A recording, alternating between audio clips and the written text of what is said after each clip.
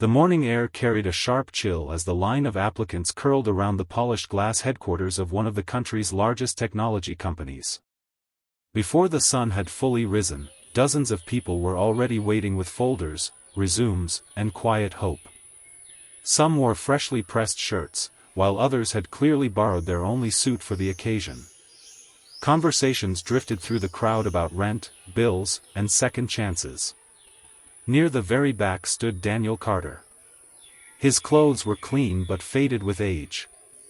The cuffs of his jacket showed years of careful use, and the soles of his shoes had been repaired more than once. Slung over one shoulder was an old backpack containing everything he thought he might need for the interview. Resting peacefully against his chest in a child carrier was his 6-year-old daughter, Lily, still asleep with one tiny hand wrapped around his jacket. Daniel gently brushed a loose strand of hair away from her face.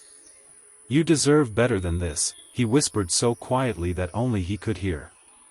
3 years earlier, his life had looked completely different. He had been a respected structural engineer whose designs had helped rebuild aging bridges across several states.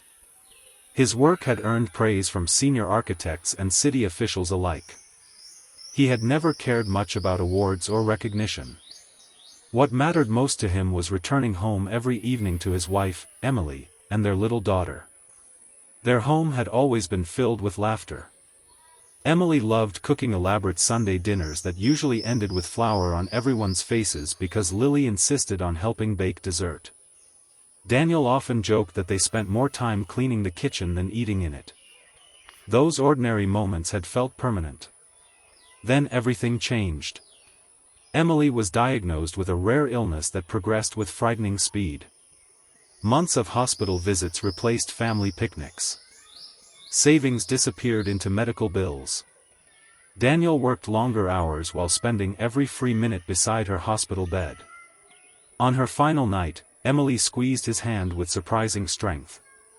"No matter what happens," she whispered, "promise me you'll never let Lily feel alone." Daniel fought back tears. "I promise." Emily smiled one last time before quietly closing her eyes forever. That promise became the center of Daniel's life. Every decision afterward revolved around keeping it. He learned how to braid Lily's hair by watching online videos late at night. He packed school lunches that never looked as neat as Emily's but always included handwritten notes with little smiley faces. He attended every parent meeting, every school play, every doctor's appointment. He wasn't perfect.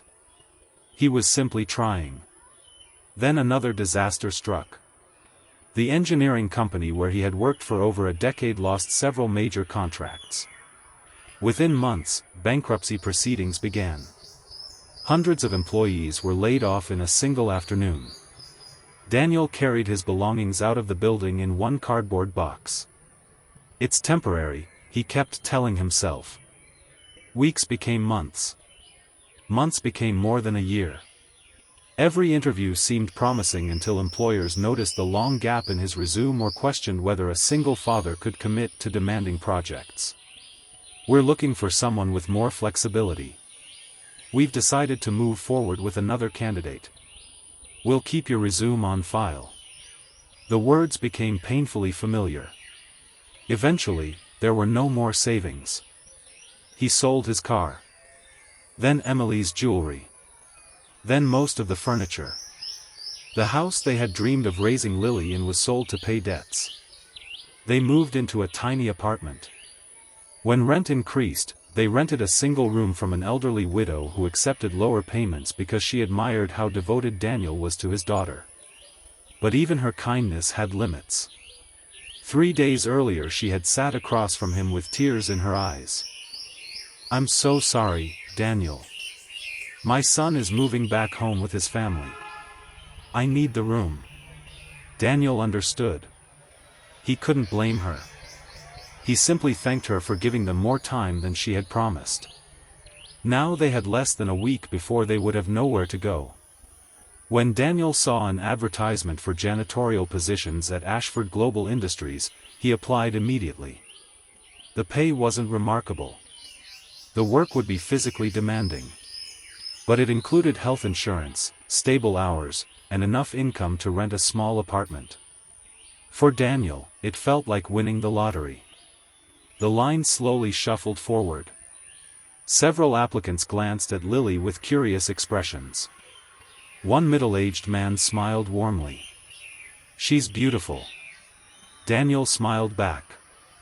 "Thank you. Your wife couldn't watch her today." Daniel hesitated.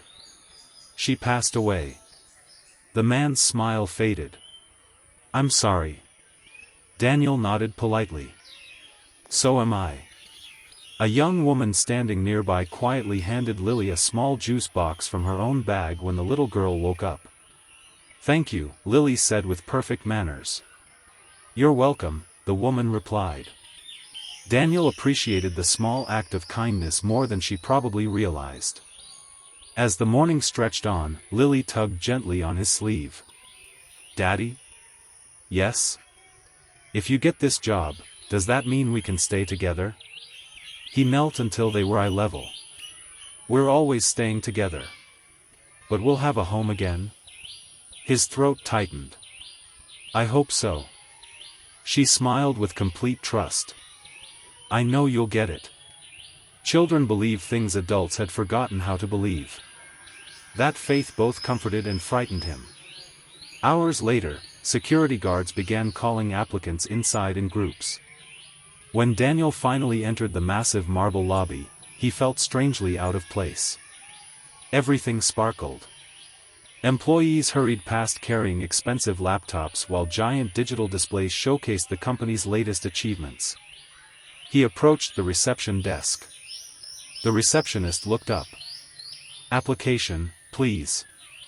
Daniel handed over his folder.